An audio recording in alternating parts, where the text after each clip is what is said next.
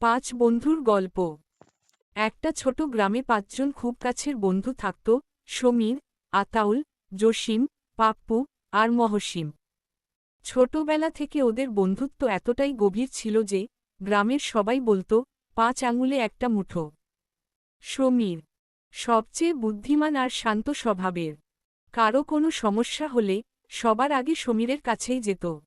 আতাউল সবসময় হাসি খুশি মজা করতে ভালোবাসে।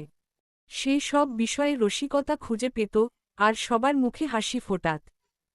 জসিম কিছুটা গম্ভীর, কিন্তু মনটা ছিল সবার চেয়ে শোনার। বন্ধুদের মঙ্গলের কথাই সবসময় ভাবত। পাপ্পু একটু দুষ্টু, কিন্তু সবচেয়ে সাহসী। কোনো বিপদ এলে সেই সবার আগে এগিয়ে যেত। মহসিম কবিতাপ্রেমী আর গভীর চিন্তা বিশিষ্ট। সন্ধেবেলা ওর গল্প আর কবিতা শুনে সবাই মুগ্ধ হয়ে যেত। গল্পের মোড়। একদিন গ্রামে হঠাৎ বন্যার আশঙ্কা দেখা দিল। সবাই আতঙ্কে গ্রাম ছেড়ে চলে যেতে লাগল। কিন্তু 5 বন্ধু ঠিক করল তারা একসাথে থেকে গ্রামকে বাঁচাবে।